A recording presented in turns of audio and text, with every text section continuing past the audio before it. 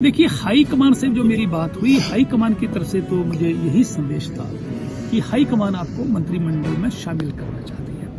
अब कहाँ अड़चन है, क्या नहीं है, मैं ज्यादा इस डिटेल में नहीं गया हूँ। क्या करें, परंतु एक बात बड़ी मैं स्पष्ट तौर पर कहना चाहता हूँ कि लोकतंत्र में, देश में हर पॉलिटिकल पार्टी जब चुनाव लड़ती है, गारंटी की बात होती है, घोषणा पत्र की बात होती है, संकल्प पत्र की बात होती है, हर पॉलिटिकल पार्टी वायदे जनता के साथ करती है, जनता आकलन करती है और उसके बाद वायदों के अनुकूल अपना मन बनाती है और उसके बाद अपना वोट का जो है इस्तेमाल करके सरकारें बनाती है। भारतीय जनता पार्टी ने भी 2017 में जो चुनाव लड़ा था उसमें संकल्प पत्र जारी किया था। क्या वो संकल्प पत्र या दृष्टि पत्र जो था वो क्या पूरा हो गया? उन्होंने भी कोशिश करी होगी।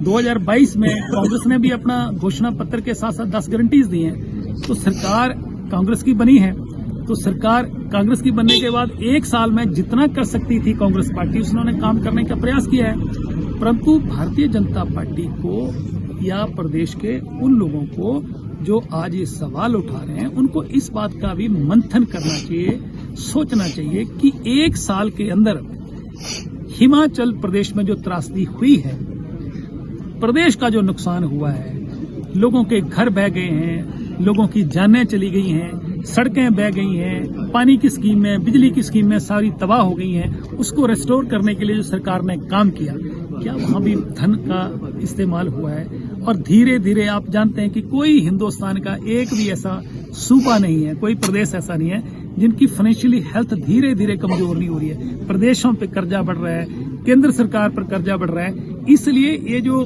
फ्री वाला काम है, मुझे लग रहा है इस पे सरकारों को और पार्टियों को थोड़ा अंकुश लगाना चाहिए और लोगों को काम करने की आदत डालनी चाहिए। दो मंत्री लगाए गए हैं, एक 2 मंत्री अभी बने हाल ही में, हालांकि एक पद अभी खाली चल रहा है। आप कहाँ चूक गए? सुजानपुर की जनता को शायद काफी। देखिए, ऐसा है कि जो 2 मेरे साथी बने हैं, मैंने उनको बधाई दी है। मुझे खुशी है कि मेरे कुलीग उनको मंत्री बनाएगा, 1 साल के बाद बनाएगा, पहले बना देने चाहिए थे। और जैसे मुख्यमंत्री और हाईकमान को ठीक लगा, उन लोगों को जिम्मेवारियां दी जा रही। आने वाले समय में और लोगों को भी जिम्मेवारियां मिलेंगी। जो उचित लगेगा, हाईकमान को उचित लगेगा, मुख्यमंत्री को उचित लगेगा, उनको जिम्मेवारी दी जाएगी।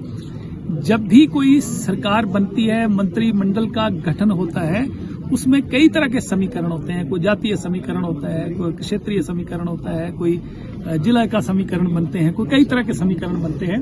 तो उस तरीके से मंत्रिमंडल का गठन हुआ है। बाकी आने वाले मैंने हाईकमान से बात नहीं। देखिए, हाईकमान से जो मेरी बात हुई, हाईकमान की तरफ से तो मुझे यही संदेश था कि हाईकमान आपको मंत्रिमंडल में शामिल करना चाहती है। अब कहाँ अड़चन है, क्या नहीं है, मैं ज्यादा इस डिटेल में नहीं गया हूँ।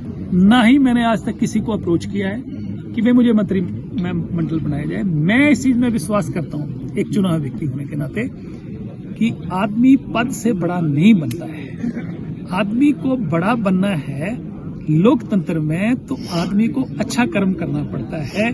मेरा जीवन 23 साल का जो है, वो 23 साल के जीवन में मैंने ना जाति देखी, ना धर्म देखा, ना मजहब देखा, ना मैंने पार्टी देखी।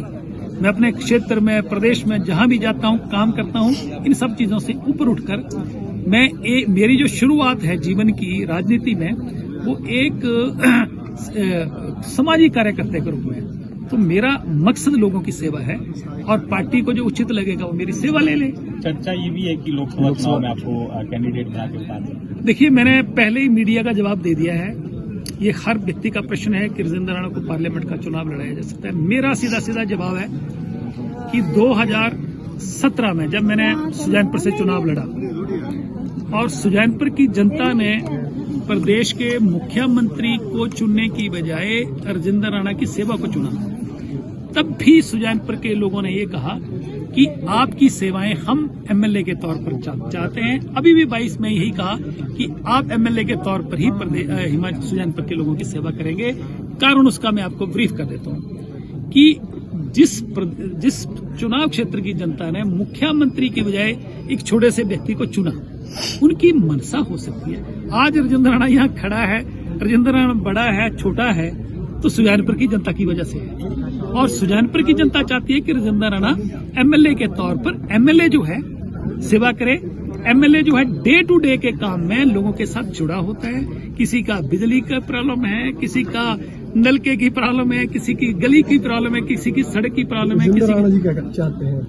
जूनियर राजेंद्र राणा जी आएंगे। मैं वही चाहूंगा जो मेरे सुजानपुर के लोग चाहेंगे। जो इसलिए मैं निराशा सर, उनमें काफी निराशा भी है, मंत्री पद नहीं। देखिए, स्वाभाविक होता है कि जिन लोगों ने प्रदेश के मुख्यमंत्री को की बजाय राजेंद्र राणा को स्वीकार कर, उन लोगों की वर्करों की उम्मीदें होती हैं। ये कुछ सुजानपुर की बात नहीं है, हर चुनाव क्षेत्र के चुने हुए व्यक्तियों के प्रति उनके वहां के कार्यकर्ताओं की और वहां की जनता की